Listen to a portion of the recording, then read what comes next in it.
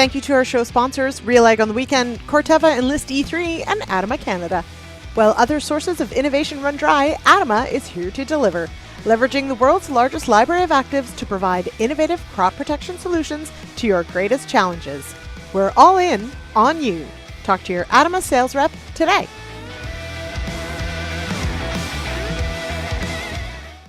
Hi, everyone. Welcome to the Agronomists. I am your host, Lyndsey Smith. Thanks to everybody who's already hopped on. I know we're actually on time, so that might catch a few of you by surprise. We'll let everybody else jump on here before we really get rocking and rolling. But hello to Ray, Kevin out there from BC. Thanks for joining us as well. And Greg had hopped on wondering about knowledge sharing events. So just a quick note, this particular episode is not a knowledge sharing event.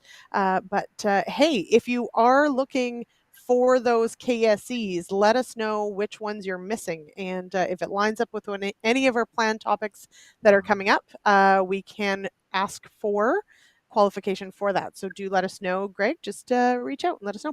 Actually, on that note, I have been busy planning the next couple episodes. And next week, we're going to talk about applying seed, maybe fertilizer, and where we might be with applying spray via drone. That'll be next week. And then we're up to Thanksgiving, and I'm busy planning October. I know that we'll be talking compaction at some point, maybe some cover crop stuff. It's all good. Okay, no KSE, but yes, CEU credits. So this is your quick reminder. Head on over to realagriculture.com/agronomists tomorrow. Let us know you watched the show and grab those credits. All right, tonight's topic, though, we are into the waning days of September. This is probably my favorite time of year here in Ontario. It is absolutely beautiful. The nights are cool. The days are warm. It's harvest time. It's pretty amazing. But that does mean we need to start talking fall soil sampling and planning our nutrient plan for next year. And so to do that, I'm going to bring in tonight's guests. We've got Jason Voogt with Field to Field Agronomy out of Manitoba and Austin Bruch with Sylvite out of Southern Ontario. Welcome here, Austin. Hello there. How are you? Good. It's your first time on the show, so we're going to put you on the spot first. Jason's old hat at this. But Austin, tell us a little bit about your role with Sylvite. What do you do in a day? Okay. I work out of the Granton branch, which is north of London. I'm responsible for the 4R program at Sylvite, as well as training on the agronomy side for new hires and existing staff. I also look after some of the more advanced agronomy pieces that we are working on. So I have a wheat yield enhancement network program, very similar to the Great Lakes Yen program, but I've designed it a little bit differently to look at a few more on-farm specific management practices that growers in our area use. And then I also do some other plot work with the company, but a lot of it is based off of soil sampling. So this is a great topic to look at tonight. That's why you're here, Austin. All right. And Jason, good reason why you're here too, of course, always talking about trying to unravel this mystery of what's in the soil, what are we going to add, what is that crop going to need. So it is late September. Jason, where is fieldwork at where you are in southern Manitoba? Yeah, so we've had a couple different rain delays. So we just had anywhere from half to an inch of rain here this past weekend. That's kind of slowed things up a bit, but we've still been able to keep our 2 trucks going for soil sampling. And I would say that the majority of growers are completed through their, harvesting their cereals. We're probably 80-90% through canola, and probably in that 70-80% of soybeans off. And there's an amount of corn acres that are already off too. So both silage and grain corn. And then with that, not a lot of field work has been done as far as tillage, guys, because of, varying degrees of drought, kind of leaving their stubble standing. But now with some rains, they're going to start doing a bit of tillage just to get themselves ready for maybe putting on some fall fertilizer. Mm-hmm. Now it does bring up a few things, though. I did see someone who said for the first time this year they were done soybeans before they were done canola, which it does seem like this has been the last few years that's been a first for some. I do want to, from the outset, we're going to sort of break this down. We are going to focus on nitrogen and phosphorus, but sort of also in two different ways. So, Austin, of course, we talked about this before we went on the air, and we've talked about it many times on this show, the difference between East and West. And so here in Ontario, we don't test for nitrogen in the fall. We test in the spring and in season, but we do, of course, do our P and K test in the fall. So, Austin, just quickly sort of break that down. What are you, when you're soil sampling in the fall, what are you looking for? And then Jason will go to you and we'll just sort of break this down a bit just so we set the scene. Okay, so first of all, we don't soil sample or test for nitrogen in the fall because we get a sufficient amount of rainfall over the winter time and snow, and that basically washes away most of the available nitrogen. There may be some available next spring from the breakdown of things like red clover or manure, but those are usually unreliable or not on every farm. So we usually test for the other nutrients like P, K, getting into some sulfur and some other micronutrients as well. And another big part of the soil test is the pH, the CEC, or the closely related to texture. So understanding what texture of soil we have and figuring out what the proportions of K, magnesium, and calcium are to help us understand how the cation exchange capacity is going to behave with that phosphorus, so we know how to treat it as well. So clay soil is going to have a very different total ability to hold on to nutrients than a sand soil, and the amount of phosphorus uh, in terms of percentage will be smaller on a clay, but higher percentage on a sand. So parts per million is essentially a type of fraction, just like percent. So you have to consider that when you look at a soil test. If you're looking at phosphorus numbers and you have a sand soil, you actually need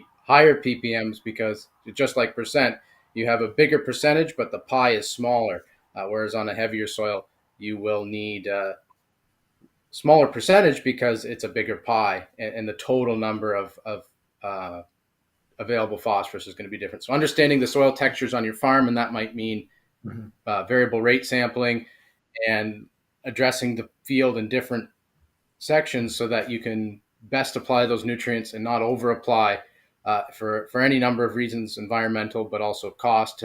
Fertilizer costs are coming down, but they're nowhere near where they were a few years ago. So we're still watching that part of the budget to make sure that we're feeding the crop what it needs and addressing the different soil types accordingly so that you can spend your money wisely. But there's always more things to spend your money on too. So you want to make sure that the minimums are being met on some of these nutrients so that you're able to put money in other places as well.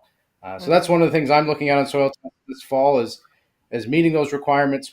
Our grain prices have come down a little bit. I was looking at some costs of production today, and things are pretty good for soybeans, but they're not heavy feeders of nutrients. Corn and wheat are still probably down a little bit from where they were a year ago, but overall for more of a 3 or 4 year average, getting closer to that just because of the nutrient requirements to grow corn and soybeans. So yeah, we might test for nutrients this fall, and then depending on the situation, they may be applied. Ideally, they get worked in so that we don't lose them to runoff or erosion. We're finding that cover crops are an amazing way to hold on to those nutrients, especially if you're planting on or spreading fertilizer on soybean stubble. There's not a lot of residue there, and if you're not planting winter wheat, that's a great opportunity to throw in something like cereal rye or oats, just to create some armor for the soil to protect it from rain and snow.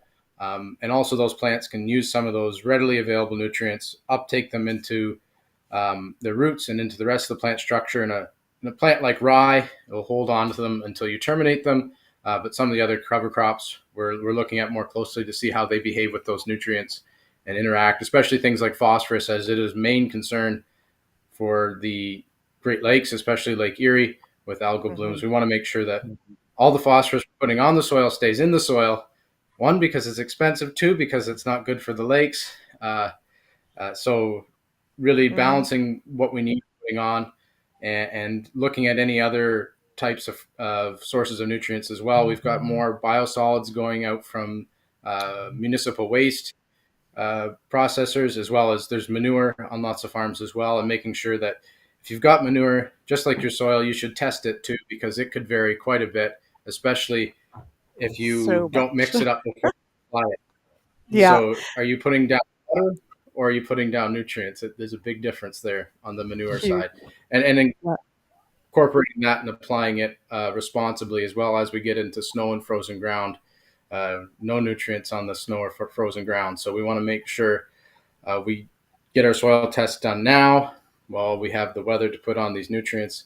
Hopefully, get some cover crops on or work them in. There's a number of options available and uh, Mhm. methods of applying. So that's what I'm looking at right now with soil tests.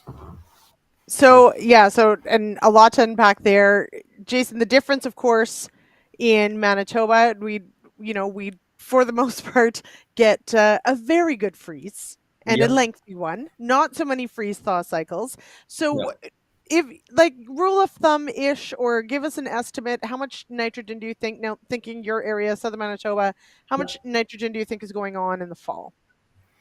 It's still, when you think about it, because I'm more focused in south central Manitoba, where there is still a fair bit of nitrogen that goes on. I think as you Mhm. move further, and the Red River Valley to the east of me as well.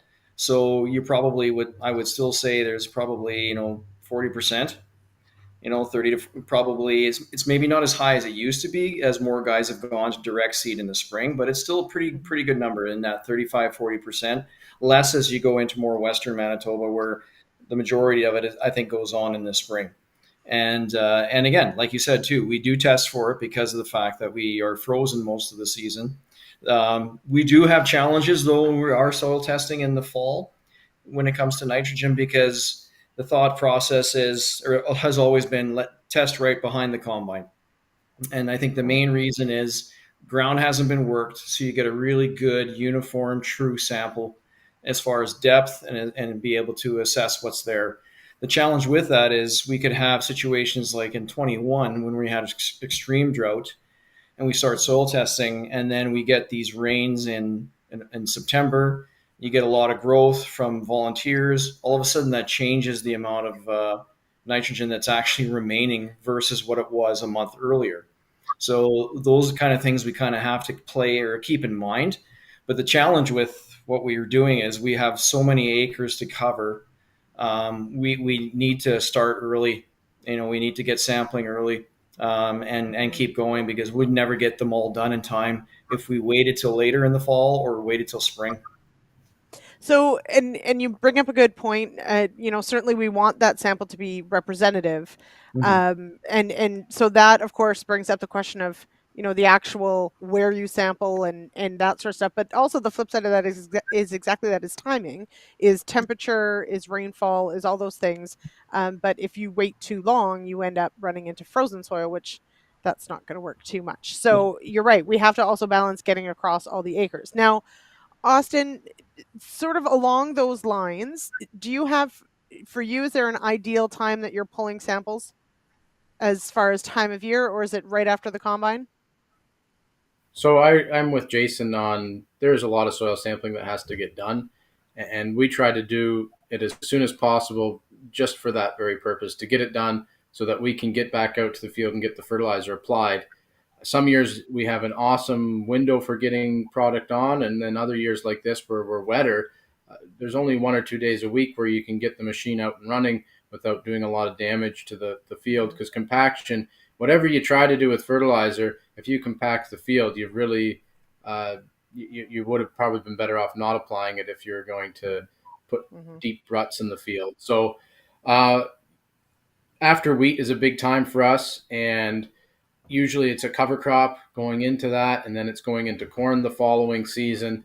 So the window for that, we try and sample as soon as possible, and we work with the grower if they are doing any tillage or trying to control weeds. Depending on those situations, we may wait to sample or sample earlier. And then after soybeans, the window becomes much shorter, especially if you're putting wheat in after soybeans. Most people aren't soil sampling because there's just not enough time to react to that. That's a big part about Right. soil sampling. If you don't have time to react to it, it's pretty tough to make use of that sample. Yes, that sample has some relevance a season or two down the road, but it Mm-hmm. is most relevant after you take it. It's more of just a checkpoint beyond that season. So it's important to get the product on that you need and do the work that you need to get done in that field within a timely manner of that sample. We have so many different rain and freeze and thaws that happen in Ontario, going from quite hot to quite cold by the time you get into October, that we really just focus on the P and the K. We're not as worried about that mobile nitrogen as you are in the West. So it's not as big of a concern for us, because if you have volunteers suck up all your nitrogen, the chances of that being around the following season are much less. But P and K usually suck back in a little bit better, and you actually get them back as soon as that plant matter breaks down. So, which can be a concern for phosphorus in terms of leaching. With some cover crops they're finding, but the research on that is still in progress. So it's not as big of a factor, but there's so much of it that needs to get done that we try to get it done as soon as possible, so that we can have time to do the variable rate applications and do a good job and apply it when the soil is fit. That's our perspective here in Ontario. So Kevin jumps in, and I will say hi to Warren. Thanks for joining us. And yes, I am the clearest, but that's because Jay got me a fancy new camera. It's not because my internet's that much better. So there's that. But Kevin says soil sampling in the fall. Nitrogen results are more to learn how much is remaining at the end of the season, not to determine how much remains for next year's crop because of high rainfall. Now, so Kevin is in BC. He's in a high rainfall area. Short winter, if any at all. Kevin, I don't even know if we can call it winter. So Jason, before we go, we're going to go to a clip here in a moment, but just that question of thinking about in recent years where we've had that drought, pulling those soil samples, let's say in the fall, what stories has it told of residual in? Yeah, and so what it does show us is that if that crop, if we were in that drought scenario and the crop did yield poorly, it pretty much is a good correlation to show that when we do the soil sample afterwards, especially right away afterwards, we get quite a bit of residual nitrogen, and so it does correlate very well. But like I said before too, we've had those occasions where we've actually was a consultant friend of mine in North Dakota took a sample from a field after a 40 bushel wheat crop in 21, and then they let the volunteers grow, and when they had sampled right after the crop came off, they had like 130 pounds of residual nitrogen, and then they let the crop grow, or the volunteers grow, and the volunteers got up to about flag leaf stage, and when they sampled it again, there was about 30 pounds of residual nitrogen after that. So like Austin was saying, if it goes up into that volunteer, it's not going to really do you much good the next year.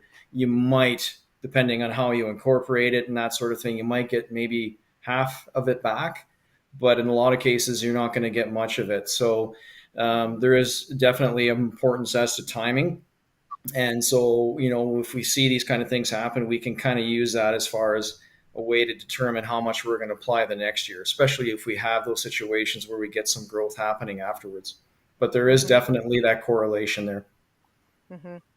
All right, we are going to, on that note, and Austin, you sort of touched on it as well, because of course, when we're talking about both phosphorus and nitrogen, we are considering economics, we're considering plant needs and crop needs, but there's also the environment as well. And nitrogen and phosphorus are both an environmental concern, but for very different reasons. So we're going to dig into a bit of that tonight.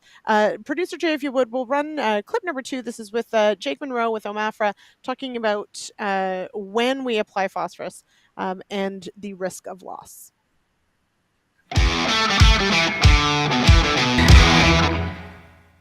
So timing and placement, so important here, and you've sort of mapped out, timing and placement and some different rates. Take us through the chart and what we can learn from this. Perfect. So I'll give you the background on this scenario. This is a sandy clay loam soil. This is an example where we've got an application of 100 pounds per acre of P2O5, and we're trying to decide what's the best time and placement for that fertilizer application. This is also soil that's got moderate soil erosion, so that's one of the factors to consider. So here you can see we've got two kind of scenarios. One is where we've got a soil test level that's at about a 12 part per million for Olsen. and a soil test level that's at 30 parts per million. So we'll get to this 30 in a moment, but if you take a look here on the left-hand side, a soil test level of 12 parts per million, we're looking at that application, 100 pounds per acre, and we've got 2 times when we can apply it. We can either apply it after wheat comes off in August, or after soybeans in October. And so when you look here at the August application, what you see is that when that 100 pounds of P2O5 is broadcast and incorporated within a couple of days, you see that falls within the very low category. So the risk for that particular field is very low for phosphorus loss. Now, if you were to just broadcast that phosphorus and leave it on the surface, that bumps your risk rating up a little bit. It brings you into that low category. It's yellow. Really, here, we're still not at a high category, and the reason for that is that the phosphorus is being applied at a time of year when we don't have a lot of water moving either through surface runoff or down through tile. Phosphorus moves when water is moving off the field, and that's the reason why we kind of get away with just leaving that phosphorus on top with that August timing.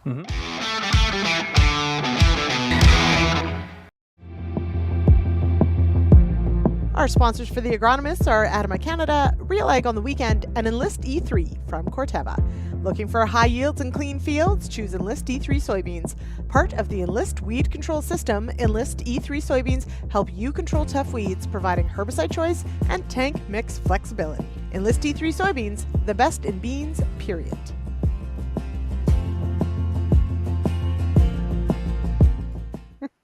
So Kevin, 12 ppm.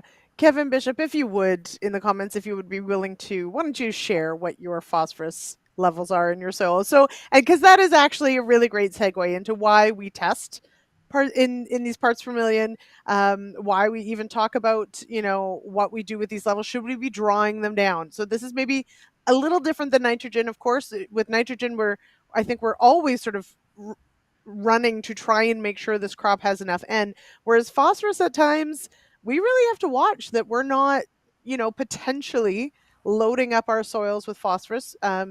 It's not all available. Austin, as you explained, it's not always available. And Warren says 12, that's high. Oh my gosh, you guys. Okay, so let's break this down a little. 12 is not high. But Austin, I'll start with you in that discussion of phosphorus moves with water. Yes, so we have to think about runoff. But it also moves the soil particles. And this is the thing that I wonder if in Ontario we don't talk about enough, in that, and I Pete's not even here. Why should I be bringing him in? But anyway, Pete will tell you, so much of our soil movement happens in the off season, right? It doesn't happen during the growing season. So much of our soil movement happens in the fall. It happens over the winter. All of us can think about snert and so that's phosphorus loss when we're losing soil particles. So Austin, if you can, how do you sort of work in that loss scenario with applying phosphorus or P&K in the fall? Yeah, so we apply phosphate in the fall. It'd be ideal if we could apply it right before our crops, but we just don't have time in the spring. We've got to get corn and soybeans in the ground as soon as we can, because that's the optimal window. The later you plant, the less yield you get. So we tend to do a lot of fertilizer application in the fall to help balance out that workload. And often it can be a success, but like you said, we can lose phosphorus to off-target movement. So if it's through runoff, through the water itself, or through snow that's got soil particles in it, so that dirty looking snow that blows around on the side of the roads, the snert as some people call it, there's a lot of nutrients in those fine particles, and they're being carried away from the field, often into a ditch that then drains into a river that drains into a lake, and that phosphate is gone. And that's dollars that are leaving the farm. And then what you thought you had yourself set up for a good phosphate level in your soil, you might be out 5% now, and over the course of 10 or 20 years, you may have a lot of losses that you're not accounting for. And you're wondering why I keep applying fertilizer, I keep doing soil tests, why aren't my levels improving? Well, every fall you put the stuff on, it washes away, and then you take a yield off, that pulls off some more phosphate, and then you do the same thing again. and incorporating it and getting it below the soil surface is a good start, so that that phosphate isn't right at the top. It's a few centimeters or a few inches down, and that soil that's a little deeper is less likely to be blowing away than if it's all put on top.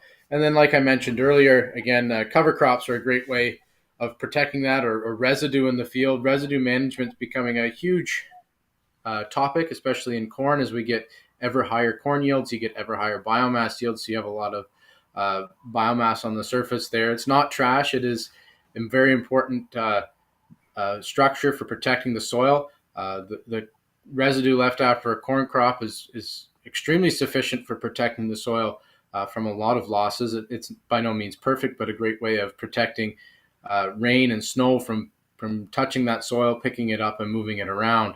And if you can get a cover crop on to protect the movement and slow down the movement of water, that can also prevent the movement of the phosphates.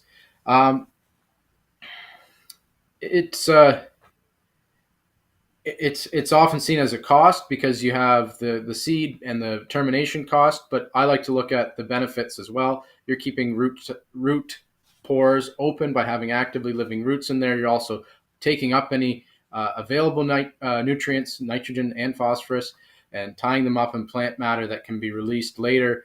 Phosphate is more easily cycled than nitrates into the soil because nitrogen can leave via the atmosphere, it can gas off, whereas phosphate really can only escape in erosion or runoff. So those cover crops are holding on to the nutrients in a number of different ways, but also stopping weeds from growing. So if you're concerned about termination costs of rye or oats or something like that, they're pretty cheap to terminate. The herbicides we have work, and there's probably no chance of resistance developing in those, and they provide a great long-term cover and residual herbicide in themselves.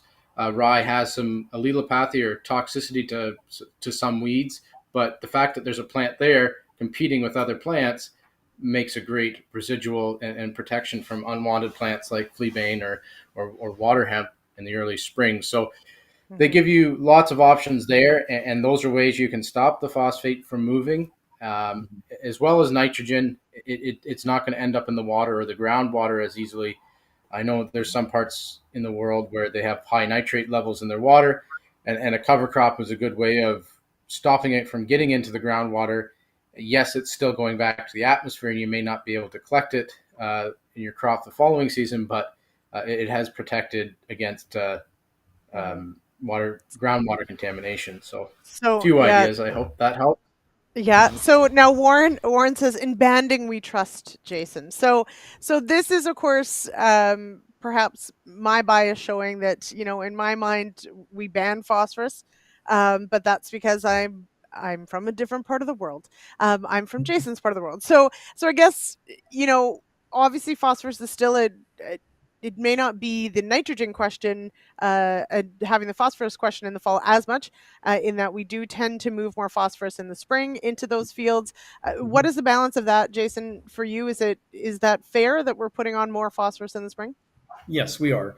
That's still kind of the general trend is banding it, either ahead of seeding in some cases, but the majority goes down with the seed. And obviously, in certain cases, like with canola, because of the seed row or toxicity, we can't put as much down in some cases. So in that respect, they might be banding ahead or maybe putting something down in the fall. We don't have a large percentage of canola that gets planted with a planter, but in that case, of course, they're pretty limited or can't put anything in the seed row. So those are banded or even broadcasted in the fall ahead of time. And so very minimal phosphorus goes on in the fall. And what does go down is generally incorporated for, to try to help build their phosphorus levels in their soil in the event that they can't put enough on in the seed, especially when they have soybeans in their rotation. Yeah. Kevin has 150 plus ppm, you guys. So none of us are jealous of that, because to me that just sounds like a bit of a nightmare. And I don't know how you draw that down. So, but let's maybe dig into that a little bit, as far as, we sometimes talk about the, maintaining or building or drawing down with phosphorus. And Jason, I'm glad you mentioned sort of soybeans. When we have soybeans in rotation, we're planning ahead for when those soybeans are going to be there, because they're big P and K users, and we do have to think about that and put that in. So when you're sitting down to work on that phosphorus number, are you looking 2 years out, 3 years out? What's sort of your plan? Generally, it comes right back to that grower's rotation. So if he's a three crop rotation, 4 crop rotation, then that's how many years out we're looking. And there's a really good calculator that Don Flayton and John Hurd and company had put together that shows, it's basically a calculator that shows your grower's crop rotation and how much phosphorus you put down in each crop, and then it totals it at the end of the day based on your yields, so that it shows whether you're at a deficit or at a luxury as far as how much phosphorus you have left over. And so what it really helps illustrate is that a lot of growers don't apply enough phosphorus, especially when they get soybeans in a rotation. And so in a lot of ways, when we were growing corn and we were growing wheat or oats, we're trying to over apply that phosphorus over and above crop removal to try to help keep building that soil reserve for the year that we grow soybeans. Because again, that research has been done again by guys like Don Flayton that shows that soybeans rather pull from soil phosphorus than from fertilizer phosphorus. So we need to still increase that pool. And if Jay wants to pull up that one slide that shows crop removal of phosphorus, and so basically it's a slide that shows the not that one, but if you go further the slides. I think there's screenshots, so it might take us a second to Yeah. find it. No, not that one. Keep going. Keep going. Yeah. One more. One more. We'll get there. Right there you go. There. So the old soil fertility guide from 2007 needed to be revamped, and so over the last few years prior to his retirement, John Hurd spent a lot of time working on trying to come up with the new guidelines. And as you can see, previously we had wheat at 40 bushels, barley at 80, canola at 35. I mean, those are crop failures now. So I mean, we need something more substantial that shows what the true crop yields are today, and then what those removal rates are. And so you can see there, in some cases, based on those yield increases, like if you look at spring wheat going from a 40 to a 60 bushel crop, you get that pounds per acre. P2O5 removal is increased by 10. Barley doesn't change a whole lot. Oats goes up. Corn's up a bit. What's interesting is that soybeans stay about the same, but even canola doesn't change a whole lot. And I think part of that comes back to the hybrids, the canola hybrids that we're growing now versus the open pollinateds that existed back in the 2001 CFI guide, and also even in 2007. So with that, we realized that these hybrids, and even the way of corn, are a lot more efficient at pulling phosphorus from the soil. But you can still see what it also illustrates, just shows you how much P that these crops are pulling out of the soil. So if you get let's say a grower pulls out a 50 bushel soybean or canola crop, and then the next year he pulls off 50 bushel soybeans, there's effectively almost 100 pounds of P that's taken out of that soil. And so is he supplementing that or replacing that, or even increasing that in his rotation? And in a lot of cases, we're not. And so if you go to the next slide, Jay, it shows now what those new requirements are. Whether you just want to apply on the left-hand side a sufficiency in that green column, or do you want to build and maintain approach? So then you'll see that in those crops, those requirements for building and maintain are definitely going to be a lot higher, depending on what your Olsen ppm soil test range is to start with. So, okay, so this is fascinating. And also, poor Barley. Barley hasn't done anything. Barley's just Barley. Anyway, I'm just gonna call my Barley people and be like, what have you been doing over there? And no, but okay, so let's take for an example, and I'll ask you this one after as well. So we look at our 20 plus, or 10, maybe even 0. In a Kevin Bishop scenario where we've got very high levels, and I know he's not the only one that has that, because he's got dairy manure that he can apply. And certainly here in Ontario, we've got lots of hog farms and dairy farms and turkey and chicken manure that, does wonderful things for our soils. But if we're in an excess, are we still putting on zero? Because I feel like phosphorus is one of those ones that could be a gamble at times. So, Austin, maybe I'll start with you on that one because you would be, I'm going to assume, coming up against some high phosphorus levels in soils. Do you ever go with recommending zero, or do we still put some phosphorus on just because of how it interacts in the soil? That's a good question. So I have a lot of similar charts to that removal, and it does become nutrient accounting. Basically, at the end of the day, you're taking things away from the field. You need to put something back if you are at a status quo that you're happy with.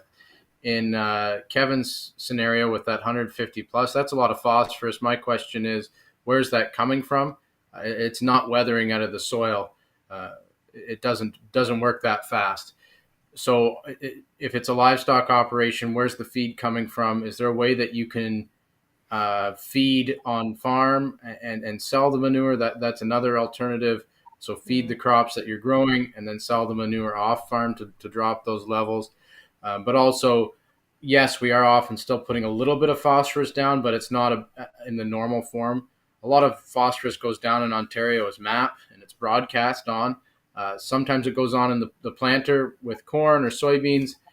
That's side dressed in a 2x2 band, or it goes in a wheat or an air seeder mixed with the seed, usually around that 100 pounds of product, so 52 pounds of P2O5 per acre. That's a common rate that it goes down at, but in the case of a high phosphate soil, it might just be 4 to 5 pounds as a highly available starter fertilizer in furrow with the seed. Typically, though, in those high phosphate soils, we don't even see a real benefit in most years from adding those starter fertilizers because there's so much available there. That's an extremely high level. I've got some growers that are using biosolids or municipal wastes, and the application of those wastes, they only really let you put on enough for 2 or 3 years of crops, and then you end up with about 80 ppm in your soil after that's been applied. So to me, that is 80 is a really high level and potentially dangerous, but for runoff and risk of loss, because those nutrients had to come from somewhere and somebody's had to pay for them. And that's the way I look at it. The other thing is how are wastes managed on that farm in terms of one, manure, but also I don't know, maybe there's a processing site nearby that you take all the byproduct from that and you're applying it. Phosphate, where does it leave the farm? It leaves the farm in oils. So all of our living cells have a phospholipid bilayer. There's phosphorus in there. That's why soybeans and canola take so much, is there's a lot of oil there. So there's a lot of phosphorus, but also in our bones and teeth, calcium phosphate, hard stuff. That's why it's not available in the soil. Bones and teeth are kind of the same way. The teeth in your head usually stick around for 50 to 100 years or so, and they don't really break down. And that's the way that it exists in the soil for the most part. But lower pHs can break that down and make it available and at risk for loss. So my recommendation for somebody that's got a high phosphate soil like that is don't apply any. If you have liquid starter, maybe you could put a lower rate on in that. But at 3 or 4 pounds to the acre, that's really a drop in the bucket compared to 150. If you can grow a good soybean crop in Ontario, 70 or 80 bushels is potentially a possibility on that type of soil with that fertility. So, what's the yield of soybeans on that chart that we have in front of us right there? How many bushels is that? This would be based on, I think, if you go back to that previous slide. 40, I think it was 40. 40? Yeah. 45? Yeah, 40. 40, Yeah. yeah. So Yeah. most of our recommendations here for guys that are targeting are in that 45 kind of range, as if we're doing yield targets. And so I agree exactly with what Austin's talking about there. For us too, if we were in a situation when we have some dairies west of Elm Creek here, what we've done is just a very, like you said, a more available starter phosphorus, because what's the situation we'll have is when we're planting, it's going to be cold, and those microbes aren't working very well at all. So even though our background level is really high, we're still putting something there as a starter to try to give that crop a little bit to get going, to kind of bridge that gap until those microbes really get going and being able to release, and that crop's able to find that soil phosphorus. Mm-hmm.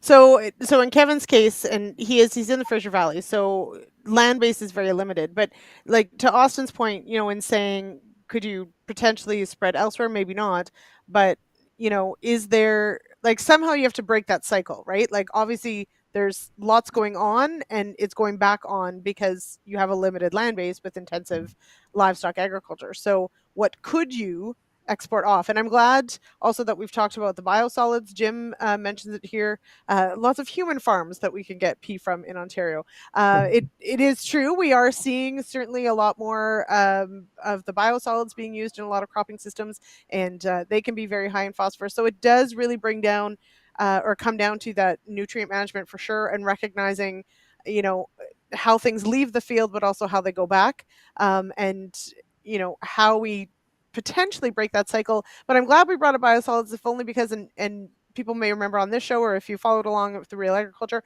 or happen to know Don Flayton. Don Flayton definitely, when it comes to phosphorus, has talked about the fact that, we always talk about the nitrogen cycle, but we don't always talk about the phosphorus cycle. And realistically, that's one that as humans, we sort of need to solve as well, because it does, of course, move as well, and it does have an environmental effect. And as Austin has alluded to with the Great Lakes, we do need to consider where our phosphorus is going, but our crops also need it, and it is not as necessarily readily available every year. We know that some gets held quite tightly. So it's an interesting one, that is for sure. So, and lots of different things in here. Kevin, I wish we could solve things for you, but I can't make more land in the Fraser Valley. So yeah. I don't think that one's getting solved tonight. All right, Producer Jay, if you would, we'll go to our last read of the night, and then I want to bring this back and talk a bit about nitrogen as well, and a few more things on phosphorus before we round out the evening. Our sponsors for the show are Adama Canada, Enlist D3 from Corteva, and RealAg on the Weekend. In partnership with Brockwell Radio in Saskatoon, Real Agriculture is pleased to present RealAg on the Weekend with host Sean Haney. Listen live on Saturdays at 4 p.m. on 650 CKOM Saskatoon and 980 CJME Regina, or find it on Real Agriculture or wherever you get your podcasts. So I did pull, and Producer Jay, I apologize. I keep pulling these clips and then I don't go to them, but I need an hour and a half show. An hour is too short. Anyway, okay, so, but I did pull a clip with Warren Ward of the Canola Council talking about, of course, so we talk 4Rs mostly with nitrogen, but Austin, I'm glad you brought up, we can talk 4Rs for phosphorus as well, right? But we do have to think about, if we're doing if we're pulling fall soil tests and we're applying in the fall, we obviously need to be choosing the appropriate product for the fall, Jason, of course. So, but let's talk about product and amount.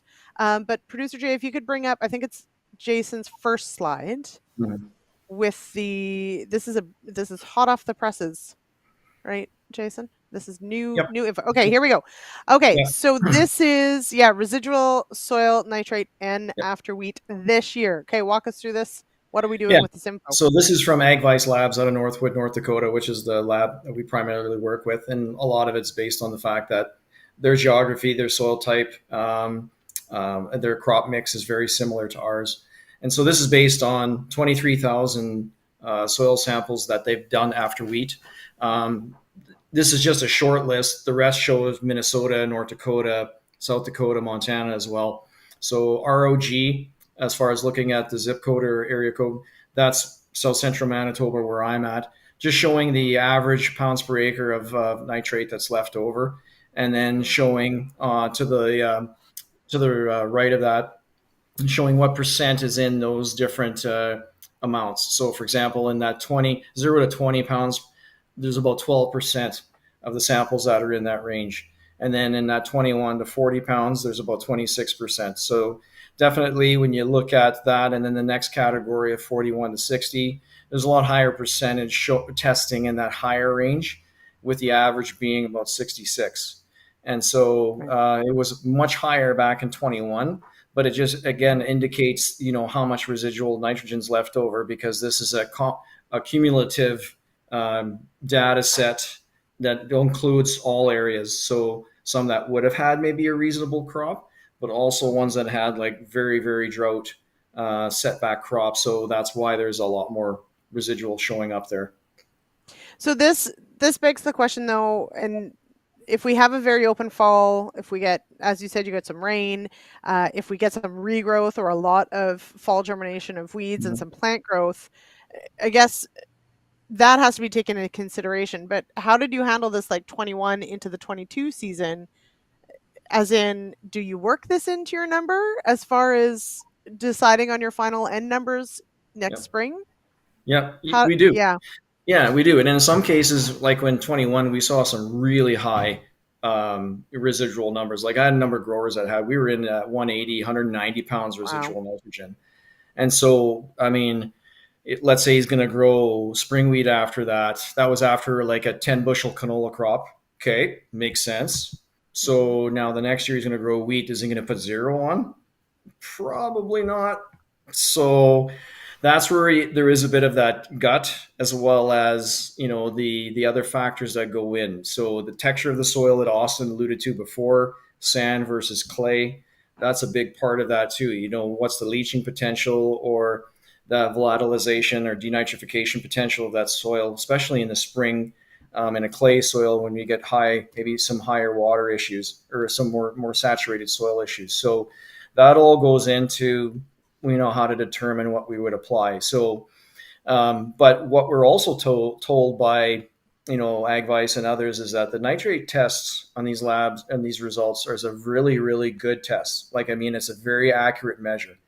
And a lot of it also then comes back to, well, how did you test this? So the majority of this is also a mix of not only just random composite tests, which is what we mostly still do, but this would also include zones and from testing as well. So when you think about that, that also has to be taken into consideration as to how to determine that. Was it coming from zone situation or just a random composite test? So, but I know in 21 we were also able to basically cut back somewhat on our nitrogen applications for growers because of those high residuals. Not completely, because there's also a comfort level with farmers too.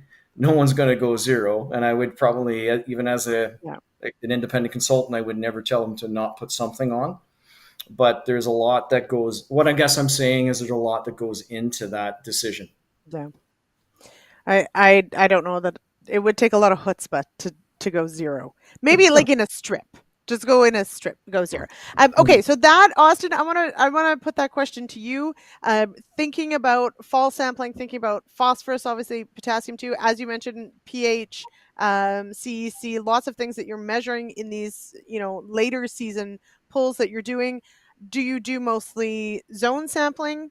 I know I have land here in Ontario. The soil maps are wild in even a 20-acre field. I don't know how you would do composites and get an accurate number. So how do you approach soil sampling as far as how you decide which way you're going to do it? It's a lot of the time it's up to the grower and what they're comfortable with in terms of investment. The farm's a business, and they're making an investment in their soil, which is one of their primary means of production. They can either build it, maintain it, or mine it out, depending on where they're at and how much capital they have to invest. If somebody is just wanting to maintain, one of our most economic forms that also addresses the variability in our soil is a 10-acre zone or maybe a 5-acre grid. It's not perfect, but it's a good snapshot of what's going on in the field, and it matches up with the equipment that we have and the ability that it has to apply variable rate fertilizer. So there's no point in taking 1-acre grid if you're spreading the fertilizer with a pull type spreader. You'd be better off 10-acre zones, or even some larger sort of zones that sort of front half of the farm, back half of the farm, change the rate halfway and do that. So it's a lot of how you can actually apply it, and that determines the type of test you're going to do. But we do have some customers going with the high resolution sampling, 1 acre grids, they're typically in a higher yielding or higher margin crop, maybe a vegetable crop, or they have good soil fertility levels because there's livestock on the farm or something, and they can get those higher yields, and they're trying to figure out the variability so that they can address it and maintain that level of income for that acre of land. So depends on what they're comfortable with, the equipment they have available, and that's how we decide what to do. For our 4R program, the minimum for that is 25 acre per sample, which there's a lot of variability in that, but that would give you a rough idea of what's going on there, and goes back to that nutrient accounting. What have you been removing? What's roughly there? Are you going up or are you going down? If you're maintaining and your yields are rising, you should probably consider building as time goes on. But if your soil levels are going down and your yield levels are going up, you really need to consider addressing that before you start encountering deficiencies, which do happen on those farms if you get a dry year or some other event, or compacted areas start to show first some of those nutrient deficiencies. So it is it depends question, but it's a very logical strategy in terms of figuring out what somebody might need. There's lots of soil tests, but not every soil test is for every field or every farm. It just depends on what you have available to you. We like the it depends, don't we? Yes. Because it does. It depends on a lot of things. But I mean, it's a good way to look at it, though. Yes, you're looking for a sample that is going to be representative, and what does that mean, and whether or not you can take action on it. So, I mean, good point. Obviously, in that, is there any value in being super hyper, focused on small samples for small areas if you're not going to be changing things? Probably not. Right. So matching it to your management level is probably an important point.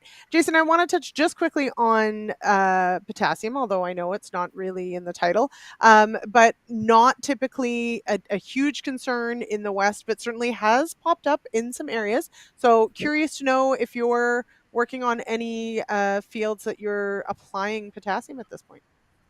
Yeah, we are actually. So basically, the majority of our fields that require potassium are going to be those lighter, coarse textured soils.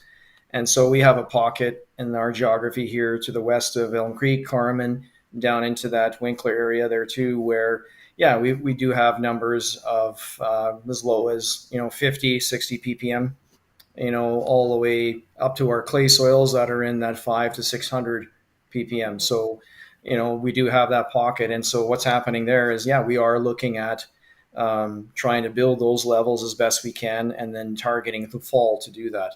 And again, it comes back then to also the crop that they're going to be growing and how responsive it is to that potassium.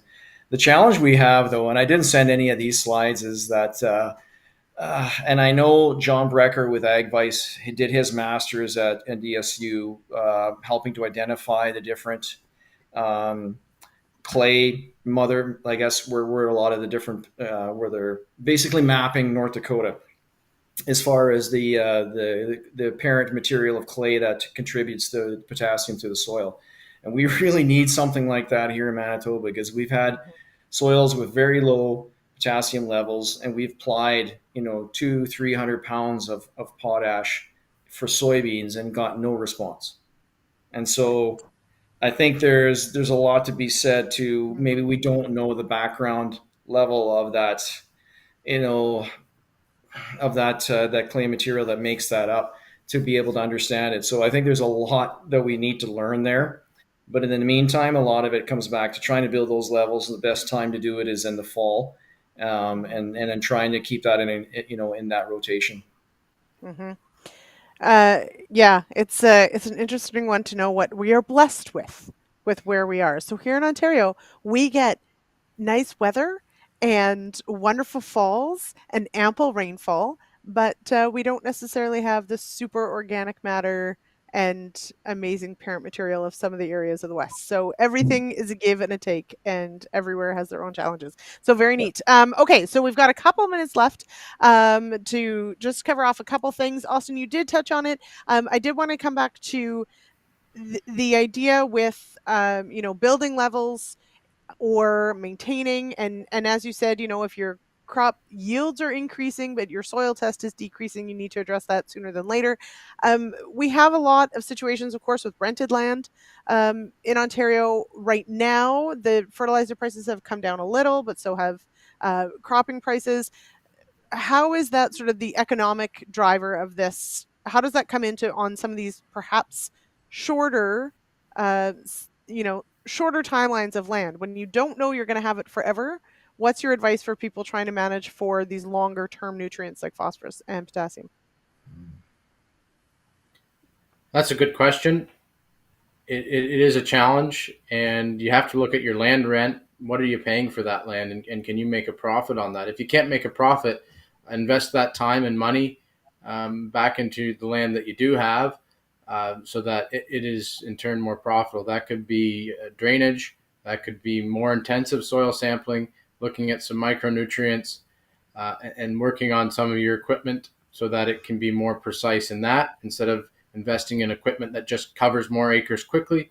Invest in equipment that can cover the acres you do have, but more accurately, and deliver the nutrients in a way that is effective for your land base.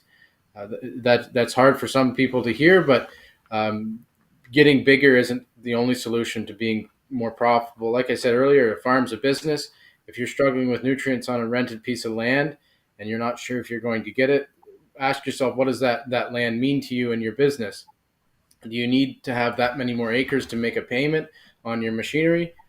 Maybe consider swapping that machinery for something smaller that doesn't require as many acres if you're not able to properly feed that.